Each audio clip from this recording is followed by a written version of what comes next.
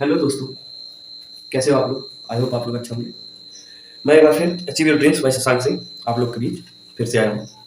तो जैसा कि कल मैंने अनाउंसमेंट किया था कि आपको डेली 1 घंटा आरआरबी एनटीपीसी का पीवाईक्यू और यूपीपीसीएस का आरओएआर का हिंदी का सब्जेक्ट 1 घंटे डेली में 2 घंटे आप लोग के लिए स्पेशल लेके आया हूँ। तो पीवाईक्यू ही मैं सॉल्व करूँगा।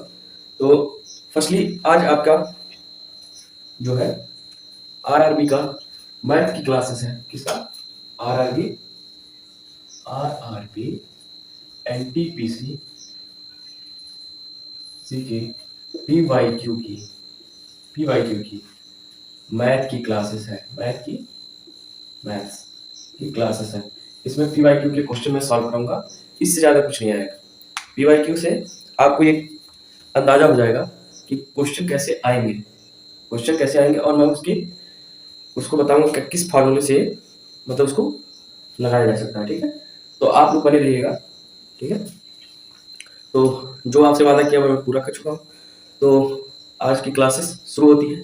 तो पहला क्वेश्चन मैं लगाने जा रहा हूँ मैथ्स का, एनटीपीसी का। ठीक है, तो आप लोग वीडियो में बने रहिएगा। ओके, तो हाँ तो भाई ये पहला क्वेश्चन है। √1 - sin² थीटा भागा भागा मतलब डिवाइड बाई 1 - cos² थीटा, मतलब दोनों में ये √1 - sin² theta divided by 1 - cos² theta को सरलीकृत करो। ठीक है, को सरलीकृत करो। तो इसको कैसे लगाया जा सकता है? तो आप लोग को एक फार्मूला याद होगा जो 10th में 9th या 10th क्लास में पढ़ाया गया था कि sin² theta plus cos² theta equal to 1। मैं उनके लिए बता रहा हूँ, नहीं तो मैं डायरेक्ट इसको सॉल्व कर लेता, क्योंकि जो जो लोग नहीं समझ पाएंगे वो यहाँ से समझ जाएंगे। ये फॉर्मूला था √sin² theta sin² theta plus cos² theta equal to 1। ठीक है, तो इसको वहां क्या लिखा हुआ 1 - sin² थीटा। अगर इस sin² थीटा को उधर ले जाएंगे तो cos² थीटा इधर बचेगा इक्वल टू, इसको उधर ले जाएंगे तो 1 - sin² थीटा। तो आपकी cos² थीटा की वैल्यू निकलेगी। अगर sin² थीटा को उधर ले गए, इधर प्लस में था तो उधर माइनस में हो गया। ठीक है, अब आप क्या करेंगे, sin² थीटा को इधर रखेंगे, sin² थीटा इक्वल टू हो जाएगा 1 - cos² थीटा। ठीक है, अगर हम cos² थीटा को निकालेंगे तो उधर माइनस चला जाएगा sin² थीटा। अगर sin² थीटा को निकालेंगे तो उधर चला जाएगा 1 - cos² थीटा। ठीक है, तो ये हो गई इसकी वैल्यू। अब इसको सॉल्व करेंगे हम, इसको सॉल्व करेंगे। ठीक है, तो इसको मिटा दे रहा हूं मैं, इसको मिटा दे रहा हूं। ठीक है, इसको मिटा दे रहा हूं। ठीक है, हम लोग क्या जानते हैं नाउ, अभी मैंने बताया कि 1 माइनस, यहाँ लिख देता हूँ 1 - sin² थीटा दिखाई देगा आपको, 1 - sin² theta equal to cos² theta. ठीक है, ये होता है। और 1 - cos² थीटा इक्वल टू होता है sin² थीटा। ठीक है, ये हो गया, ये होता है। अब इसकी वैल्यू ये 1 - sin² theta equal to cos² theta, इसकी वैल्यू यहाँ पुट करेंगे हम। सॉरी, तो इसकी वैल्यू तो पुट करेंगे यहाँ पे, यहाँ अंडर रूट में हो जाएगा cos² थीटा। ये भागा का निशान मतलब डिवाइड का निशान होता है। ठीक है, बटे में आ जाएगा आपका 1 - cos² थीटा को क्या लिख सकते हैं, sin² थीटा। इसकी वैल्यू ये है। ठीक है, तो ये हो गया sin² थीटा। ठीक है, और ये कहां से आया, ये दोनों बन के आए किससे, sin² theta plus cos² theta equal to 1 से बन के आए। ये फार्मूले इससे बन के आए। ठीक है, इससे, ये दोनों। ठीक है, अब आप लोग यहाँ पे सॉल्यूशन है इसका, ये इसकी वैल्यू यहाँ पुट करी, 1 - sin² थीटा की value cos² theta, 1 - cos² theta की वैल्यू sin² थीटा मैंने रख दिया। अब एक होता है इसमें, अब इसका जो स्क्वायर है मैं इसको ऐसे भी लिख सकता हूँ, ये cos theta upon sin theta लिख सकते कि नहीं, इसका होल स्क्वायर, इसको लिख सकते हैं cos theta upon sin theta का होल स्क्वायर। अब यहाँ पे एक चीज और है, देखिएगा, अगर आप लोग पाइथागोरस प्रमेय पढ़ेंगे, पाइथागोरस प्रमेय मतलब पाइथागोरस थ्योरम, तो वहां पे बताया गया होगा कि sine theta upon cos theta equal to tan theta, sine by cos tan, और cos theta upon sine theta equal to cot theta. ठीक है, ये होता है। और होता है ये वैल्यू कॉस बटा साइन, तो क्या हो जाएगी, ये आपने पढ़ी होगी 9th और 10th में, नहीं पढ़ा होगा तो फिर से पढ़ा देना। ठीक है, तो आप लोग इसको रख लीजिएगा, साइन बाई कॉस टेन होता है, कॉस बाई साइन कॉट होता है। ठीक है, अब इसकी जगह पे क्या रख दोगे, cot, cot square under root में कॉट स्क्वायर, कॉट का होल स्क्वायर हो जाएगा, साइन कॉस बाई साइन तो कॉट का होल स्क्वायर। अब अंडर रूट है तो अंडर रूट हट जाएगा, तो क्या जाएगा आपका आंसर, कॉट थीटा। ये हो गया आपका आंसर। अगर आपको ऐसे मतलब फॉर्मूले पर रखना है, अगर रटा हुआ है तो उसको आपको स्टेप स्कीपिंग का एक होता है कि आप इतना करने की बजाय आप यहीं से आप स्टेप स्कीपिंग कर देखिए, क्या करते हैं, स्टेप स्कीपिंग। ठीक है, स्टेप स्कीपिंग से क्या आपको क्या होगा कि यहाँ पे कॉस बाई साइन है तो डायरेक्ट आप लिख देते हैं under root cot square theta equal to cot theta, यही हो जाता। लेकिन मैं समझाने के लिए इतना बनाया कि जो लोग मतलब भी कुछ भी नहीं जानते तो उनके लिए इतना समझाना, तो इसको नोट कर लीजिएगा। ये प्रीवियस ईयर क्वेश्चन में ये 2016 बैच का शिफ्ट 1 जो सुबह की पारी का था मॉर्निंग में, उसका है ये क्वेश्चन जो मैंने करा है, तो इसको नोट करिएगा। ठीक है, इसको नोट डाउन करिएगा। अब अगला क्वेश्चन देखेंगे हम लोग। हाँ तो भाई ये क्वेश्चन है, एक क्वेश्चन है, ये दूसरा नंबर क्वेश्चन है कि अमन और अजय एक दीवार को क्रमशः 9 दिनों और 12 दिनों में बना सकते हैं। कितने दिनों में, अमन और अजय एक दीवार को क्रमशः 9 दिनों और 12 दिनों में बना सकते हैं। यदि वे साथ में कार्य करते हैं तो कितने दिनों में कार्य समाप्त कर सकते हैं। ठीक है, तो एक सेकेंड आप रुकिएगा। तो देखिएगा इस क्वेश्चन को, अमन और अजय एक दीवार को क्रमशः 9 दिनों और 12 दिनों में बना सकते हैं। यदि वे एक साथ में कार्य करते हैं तो कितने दिनों में कार्य समाप्त कर सकते हैं। तो आप लोग इसका सोल्यूशन देखेंगे, सोल्यूशन। ठीक है, कार्य कितना है, 9 दिन और 12 दिन का, 9 दिन और 12 दिन का, 9 और 12 का हम लोग क्या लेंगे, एलसीएम लेंगे। क्या लेंगे, लासा, क्या बोलते हैं, लसा। तो अगर लासा मासा नहीं आता है तो आप लोग चुल्लू भर पानी में डूब के मर जाइएगा। ठीक है, तो 9 और 12 का लासा कैसे लिया जाता है, ऐसे लिया जाता है। देखो इसको भी बता देता हूँ, कुछ लोग चूतिए गधे हैं, इनको कुछ नहीं आता। 3 तिहाई 9, 3 चौके 12, ठीक, 3 एकम 3, 2 से काटा, 2 दूना 4, फिर 2 से काट दिया, 2 एकम 2। ठीक है, ये हो गया। या फिर पहले 2 से करते तो 2 छक्के 12 ऐसे होता, लेकिन मैंने कर दिया। अब इसका क्या होगा, 3 तिहाई 9, 9 दूनी 18। ठीक है, इसका लासा क्या होगा, 36, 9 12 का लासा 36। नहीं आता है तो भाई सीख लो, 9 और 12 का लासा नहीं आता है तो सीख लो, देखो ऐसे होता है। 2 से काट दिया 9, 6 12, 3 त्रिका 9, 3 गुना 6, 3 से काट दिया 1 और 2 से काट दिया 1। ठीक है, ये 2 आया और इधर आ गया 1।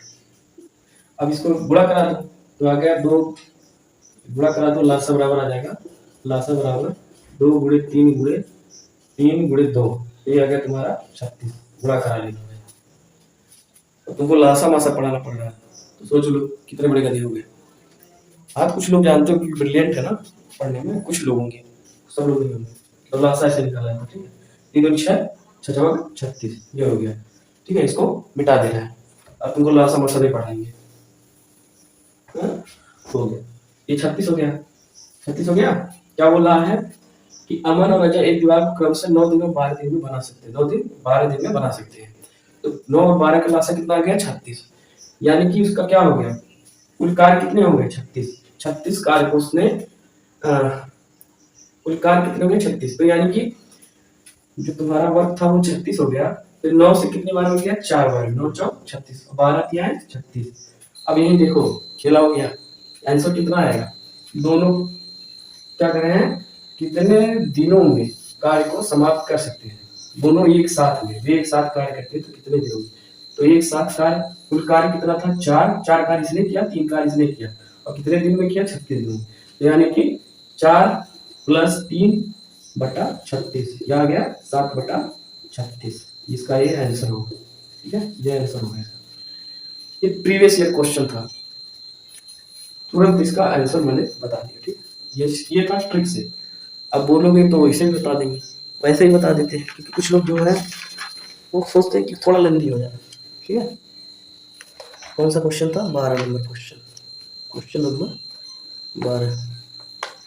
लो देखो, ऐसे लगा सकते हो, अमन की क्षमता बराबर, यहाँ लगा है अमन की क्षमता बराबर, इसकी क्षमता कितनी है, कैपेसिटी बोलते हैं, क्षमता को कैपेसिटी बोलते हैं। ठीक है, तो 1/9, 1/9 दिन, मतलब एक काम को उसने 9 दिन में किया तो इसलिए 1/9 दिन। ठीक, अब दूसरी बात कौन है, अजय की क्षमता बराबर, अजय की क्षमता बराबर, तो 1/12 दिन, उसने एक काम को 12 दिन में किया। ठीक, अब क्या बोल रहा है, अमन तथा अजय का संयुक्त क्षमता, अब इसको जोड़ देंगे, अमन और अजय की संयुक्त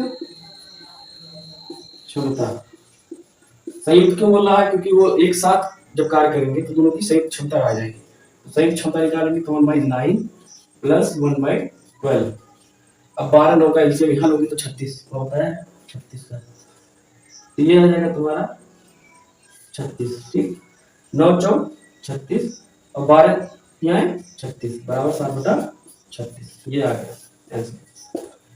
ठीक, आप ऐसे भी लगाओगे तब भी आंसर आएगा, और उतना अगर ना करना पड़े तो एग्जाम में सिर्फ 9 और 12 का एलसीएम 36 और उसकी कैपेसिटी निकाल लेंगे, तो उसको ऐड करके डिवाइडेड बाय में दिस कर देंगे, हो जाएगा आंसर। तो जिस आपको जो भी प्रोसेस अच्छा लगे, जो प्रोसेस आपको अच्छा लगे। ठीक है, तो इसको नोट डाउन कर लीजिएगा, बहुत अच्छा सवाल था। और अब बढ़ेंगे अगले सवाल की तरफ। ठीक है, अगले सवाल की तरफ, अगले सवाल की तरफ बढ़ेंगे। ठीक है, ये हो गया, ये सवाल बहुत अच्छा था।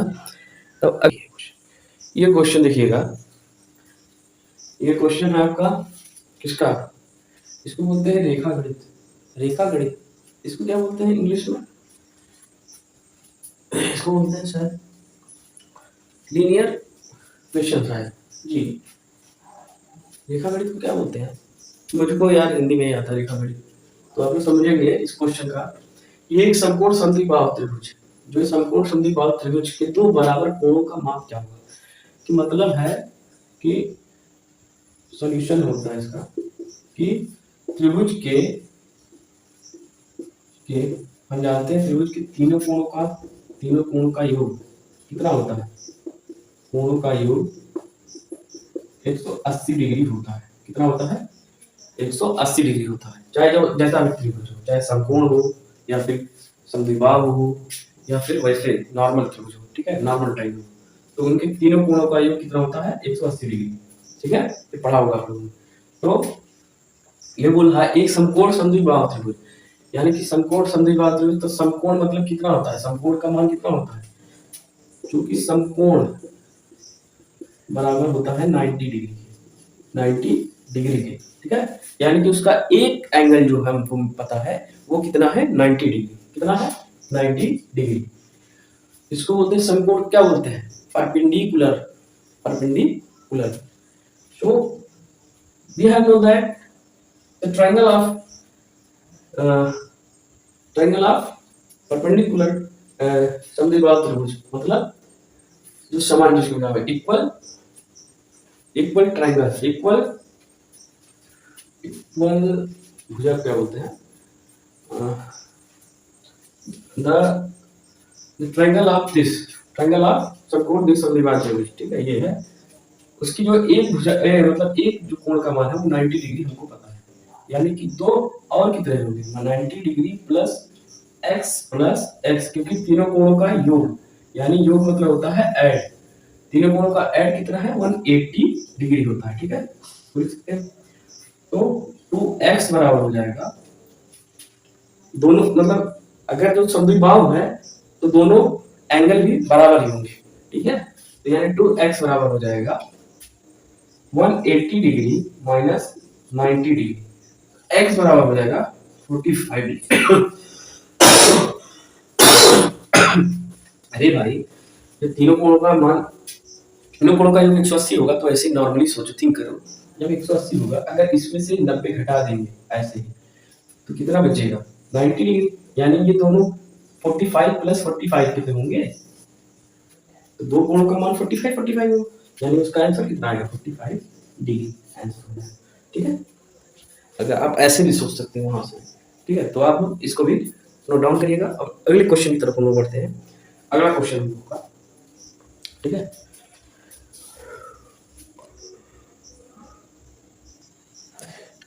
हाँ तो भाई ये क्वेश्चन है, दो क्रमांकित संख्याएं ज्ञात कीजिए जिनमें से पहली संख्या का तिगुना दूसरी संख्या के कितने गुने के है, दूसरी संख्या के दुगने से 5 अधिक है, यही है ना, दूसरी संख्या के दुगने से 5 अधिक है, ये क्वेश्चन है।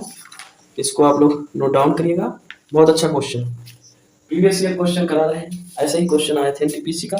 शिफ्ट कौन सा है 2016 का, शिफ्ट 1 है, वो भी मॉर्निंग शिफ्ट का, कब का है मॉर्निंग वाला, मॉर्निंग शिफ्ट का, मॉर्निंग शिफ्ट का। अब मोस्ट इंपॉर्टेंट क्वेश्चन था ये, देखेंगे इसको। क्रमांक संख्याएं अगर बोलेगा तो सॉल्यूशन में लिखेंगे, पहली क्रमांक संख्या क्या मान लेंगे, यस माना, जो माना संख्याएं बराबर हो जाएंगी, संख्याएं डायरेक्ट में लिख रहा हूं x, x प्लस 1, पहली संख्या हमारी x, दूसरी संख्या x प्लस 1, क्रमागत है तो प्लस में 1 ऐड कर देंगे। तो क्या बोल रहा है प्रश्न से, प्रश्न से आप लोग को वहां नहीं करना, ये लिखना नहीं पड़ेगा, डायरेक्ट कर जाएगा, मैं कॉन्सेप्ट बता दिया।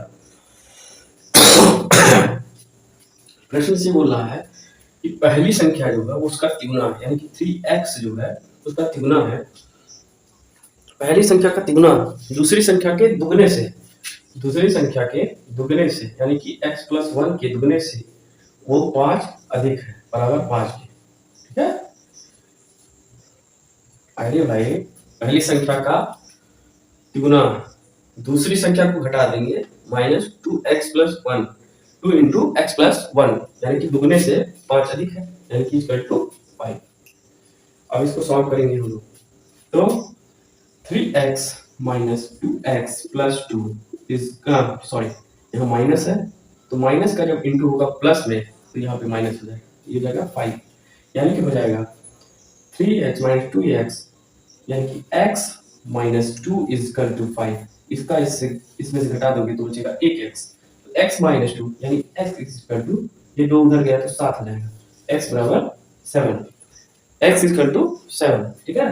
अब ये जब 7 हो गया तो ये कितना हो गया, ये x की वैल्यू, यानी कि पहली संख्या हमको मिल गई 7, तो दूसरी संख्या बराबर कितनी हो जाएगी x प्लस 1, यानी कि x की वैल्यू कितनी आ गई 7 प्लस 1 बराबर 8, एक संख्या 8 होगी, ठीक है, 7 और 8 होगी, इसको नोट डाउन करिएगा। जैसा कि आप लोग जानते हैं कि एनटीपीसी का एग्जाम होने वाला है, तो मैथ्स के पीवाई क्यों बैठ रहा हूँ, शायद आप लोगों को मजा भी आ रहा होगा, मुझे भी मजा आ रहा है, मेरा भी रिवीजन हुआ है इसी के साथ। तो ये क्वेश्चन था जो 2016 के शिफ्ट 1 में मॉर्निंग बैच में पूछा गया था सवाल, तो ये मैंने समझा दिया, आप लोग इसको नोट डाउन करिएगा। आप अगला क्वेश्चन की तरफ बढ़ते हैं।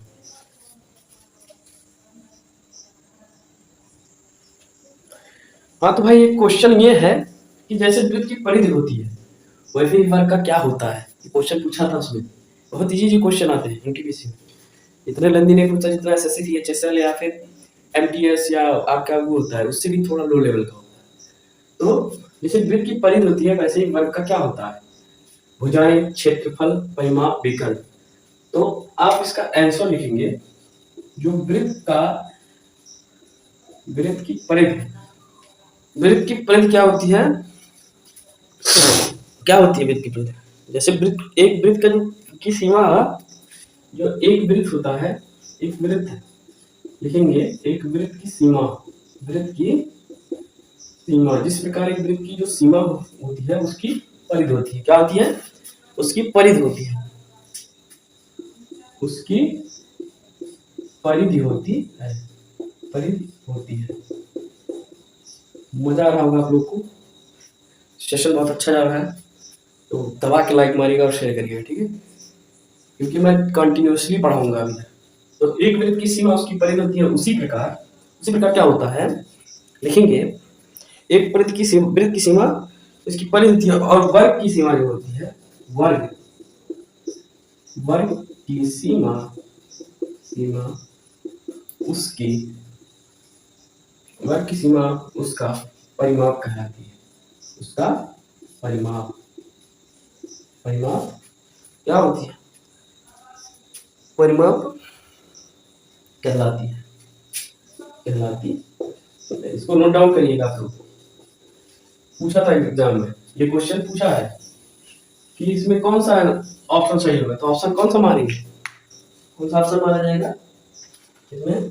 इसका ऑप्शन होगा सी, ऑप्शन नंबर सी, कि एक वृत्त की जो है, जैसे वृत्त की परिधि होती है वैसे ही वर्ग का परिमाप होता है, क्योंकि एक वृत्त की जो सीमा होती है उसकी परिधि होती है, और वर्ग की जो सीमा होती है उसका परिमाप होती है, ठीक है।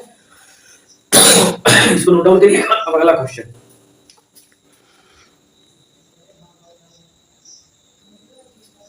इतना इजी सवाल एक बार और देखेंगे, इतना इजी क्वेश्चन पूछा है कि 96.4 प्राप्त करने के लिए 107.03 से क्या घटाया जाना चाहिए, क्या माइनस कर दे कि इतना हमको प्राप्त हो जाए। तो हम लोग क्या करेंगे, इसी में से इसको घटा देंगे, इतना इजी क्वेश्चन था। इसका सॉल्यूशन है, क्या है कि 107.03 माइनस 96.4 इजकल टू आ जाएगा आपका, यहाँ देखिएगा, यहाँ पे अगर 0.4 है तो 0, यानी कि आगे 0 होगा, ये 3 का 3 ही होगा, ठीक है, 10 में से 6 4, ठीक है, और ये हो गया 6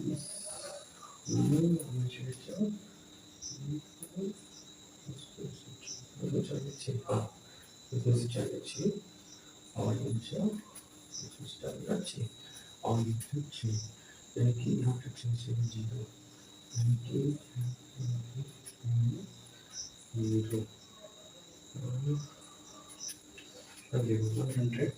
107 माइनस 96 करो कितना आएगा, 0.403.40, यानी कि ये हो गया 3, ये हो गया 6 और ये हो गया 0 और दिस इज 10 पॉइंट, ये हो गया 10 कैसे, हाँ 10 ही होगा, 10.63 इसका आंसर होगा, 10.63 कैसे होगा, अब देखिएगा 03 में से 40 अगर माइनस किया जाएगा तो 3 बचेगा, यहाँ 3 आ गया, इसमें से ये घटाया गया 3 आया, और इसमें से 10 में से 4 गया 6 आएगा, और ये बचा तुम्हारा, इधर क्या बचा 7 में से 6 में से 6 गया 0, और यहाँ बचा 10 में से 9 गया 1, ये हो गया 10.6, माइनस करने आना चाहिए, घटाना, ठीक है। 107 में से 96 घटाओगे कितना आएगा, 107 में से 96 घटाओगे तो कितना आ जाएगा 11, यहाँ पे बल्कि यहाँ पे एक उधार लिया गया है तो 6 हो गया, तो 6 हो गया, तो भाई यहाँ बचा 10, तो 10.63, ये तो आना चाहिए यार, इजी, ठीक है। अब अगला क्वेश्चन हम लोग करेंगे, ये क्वेश्चन देखिएगा, बहुत ही अच्छा क्वेश्चन है, बोल रहा है 16 के वर्गमूल और 4 के वर्ग का गुणनफल ज्ञात कीजिए, एनटीपीसी का क्वेश्चन है। तो सॉल्यूशन इसका होगा, अगर वर्गमूल घनमूल नहीं पता है तो आप लोग चुल्लू भर पानी में डूब जाइएगा, ठीक है, ना डूब पाएंगे तो बता दीजिए, क्योंकि हम उबाल देंगे। तो आगे बढ़ते हैं, 16 के वर्गमूल, 16 का वर्गमूल मतलब √16, वर्गमूल को क्या बोलते हैं, स्क्वायर रूट ऑफ 16, ठीक है। दिस इनटू मल्टीप्लाई बाय, बोला मल्टीप्लाई करो गुणनफल मतलब होता है गुणा, तो मल्टीप्लाइड बाय 4 के वर्ग मतलब स्क्वायर, 4 का स्क्वायर, अंडर रूट 16 इंटू 4 का स्क्वायर पूछ रहा। ये हो जाएगा अंडर रूट में 16 को लिख सकते हैं 4 इंटू 4। अरे मैं कुछ गधे तुमको समझाने के लिए लिखना पड़ेगा। अब 4 का स्क्वायर होता है 4 इंटू 4, ये भी होता है, ठीक है। अरे भाई 4 का स्क्वायर करोगे तो 4 इंटू 4, 4 को 2 बार मल्टीप्लाई करेंगे, तो इसको लिख सकते हैं, ये हो गया 4, अंडर रूट से बाहर आया तो 4 आ गया, और गुणे ये हो गया 16, 4 चौके 16, ये हो गया इसका आंसर, 16 चौका 64 आंसर हो गया, ठीक है। इजी था। और इससे आगे बढ़ते हैं हम लोग अगले क्वेश्चन की तरफ।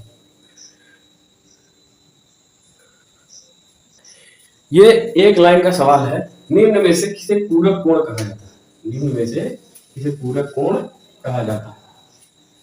आप लोगों ने रेखागणित में पढ़ा होगा, ठीक है, उसमें है किसे कहा जाता है, जब दो कोणों के योग 180 डिग्री हो, कितने हो 180 डिग्री, दो कोणों के योग, दो कोणों का योग, कोणों का योग 180 डिग्री हो, उन्हें क्या कहा जाएगा, उन्हें पूरक कोण कहते हैं, पूरक कोण कहा जाता है, कहा जाता है, ठीक है। जब दो कोणों के योग, जब दो कोणों का योग 180 डिग्री हो तो उन्हें क्या कहते हैं, पूरक कोण कहा जाता है।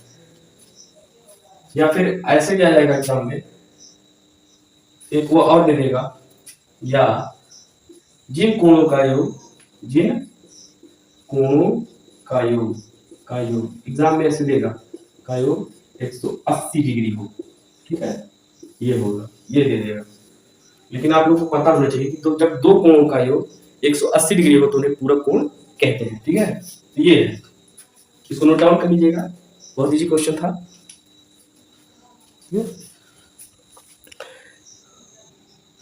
हाँ तो भाई ये लास्ट क्वेश्चन है मैं पढ़ा रहा हूँ, मतलब इसका नहीं, सिर्फ 2016 का सिर्फ 1 का मॉर्निंग सेशन का मतलब लास्ट नहीं है, मैं यहीं तक पढ़ाऊंगा क्योंकि मेरी थोड़ी तबीयत डाउन है, तबीयत खराब होने के नाते मैं थोड़ा इतना ही पढ़ाऊंगा, इसके आगे की क्लास में कर लूंगा, ठीक है। ऐसा नहीं कि मैं पढ़ा नहीं सकता हूँ, लेकिन यार थोड़ा तबीयत मेरा आज खराब है इस वजह से यहीं तक पढ़ाऊंगा। तो आज का ये मतलब इस टाइम का लास्ट क्वेश्चन मैं बता रहा हूँ, इसका भी लास्ट क्वेश्चन नहीं है, तो मैं इतना ही मतलब आज ही कराऊंगा कि एक व्यक्ति जो है, एक क्वेश्चन देखिएगा कि एक व्यक्ति जो है 360 रुपए में 144 संतरे खरीदता है और उन्हें 10% के लाभ पर बेच देता है, वह उन्हें प्रति दर्जन, इसके बीच में वो रहेगा यार, डैश रहेगा, प्रति दर्जन जो है क्या बोलते हैं, प्रति दर्जन किस मूल्य पर बेचता है। क्वेश्चन है, इसको मैं सॉल्व करा दे रहा हूँ, सॉल्यूशन है इसका, सॉल्यूशन है कि 360 रुपए में 144 संतरे क्या करता है, खरीदता है, यानी हमको निकालना है सीपी, यानी कि कॉस्ट प्राइस, यानी कि क्रय मूल्य निकालना है। क्रय मूल्य बराबर होगा आपका, क्रय मूल्य बराबर होगा आपका 360 बटा 144 गुणे प्रति दर्जन पूछ रहा है, यानी कि 12 से मल्टीप्लाई कर देंगे, 12 से मल्टीप्लाई कर देंगे। 360 रुपए में 144 संतरे खरीदता है, यानी कि खरीदता कितना है 144 संतरे, 360 बटा 144 बड़े 12 कर देंगे तो आपका क्रय मूल्य 12 हो जाएगा। तो 12 बड़े 144 और 12 या 36, तो यानी कि 30 रुपए का क्या आ गया, सेलिंग प्राइस आ गया, यानी कि क्रय मूल्य सीपी, ठीक है, सीपी आ गया 30 रुपए, 30 रुपए इसकी सीपी हो गया। अब विक्रय मूल्य पूछ रहा है, विक्रय मूल्य बराबर कितना आएगा, कह रहा है तो उन्हें प्रति दर्जन किस मूल्य पर बेचता है, तो यानी कि कितने पे, और उन्हें 10% लाभ पर बेच देता है, 10% लाभ पर, यानी कि 30 प्लस, अब ये तो क्रय मूल्य था, तो क्रय मूल्य प्लस 30 का 10% निकालेंगे हम लोग। अरे भाई क्रय मूल्य जो आया उसका 10% लाभ पे बेच रहा है तो 30 का 10% निकालेंगे, तो ये 10% आ जाएगा आपका, 10% मतलब 10 बटा 100, यानी कि ये कट गया, ये कट गया, ये कट गया, ये कट गया, 3 रुपए इसके आ गए, यानी कि आ गया 33 रुपए, 33 रुपए लाभ पर बेचेगा, यानी कि विक्रय मूल्य बराबर हो जाएगा आपका सॉरी ये है क्रैम, यानी कि ये मार्क प्राइस है। मार्क प्राइस, आपका सेलिंग प्राइस जो होगा सीपी आएगा वो कितना आ जाएगा, वो आ जाएगा 33 रुपये। ठीक है, 33 रुपये आएगा। तो आज का सेशन इतना ही। आई होप आप लोग को मजा आया होगा, क्लासेस अच्छी थी। और इससे आगे का जो क्वेश्चन है मैं सॉल्व कराऊंगा। 25 क्वेश्चन इसमें सारे आते हैं मुझे, तो थोड़ी तबीयत नहीं सही है यार, इसलिए नहीं पढ़ा पा रहे। और आप लोग अच्छे से पढ़िए और मेरा सेशन चलता रहेगा। तो हिंदी की क्लास मैं कल से लूँगा, ठीक है। ROAR वाले जो ROAR के हैं बैच के बच्चे हैं, वो हिंदी के जो PYQ है मैं कल से मतलब 50 क्वेश्चन मैं बता रहा हूँ डेली पर चैप्टर का सॉल्व करूँगा। तो पहले मैं एक को खत्म करूँगा, 7 या 8 दिन में खत्म हो जाएगा, क्योंकि 400 450 क्वेश्चन है, उसको लगवाऊंगा 50-50, तो 8 दिन में एक चैप्टर खत्म हो जाएगा। तो जब तक आपका एग्जाम होगा तब तक आपका पूरा हिंदी खत्म हो जाएगा, ठीक है। तो आप लोग बढ़िया से मेहनत करिएगा और मेरे साथ जुड़े रहिएगा, और चैनल को लाइक शेयर सब्सक्राइब जाके करिएगा, ठीक है। और अपने दोस्तों में भी बोलिएगा कि उसको लाइक एंड शेयर सब्सक्राइब जरूर करें। तो आज के लिए इतना ही, कल मिलते हैं फिर से। धन्यवाद, थैंक यू, शुभ रात्रि।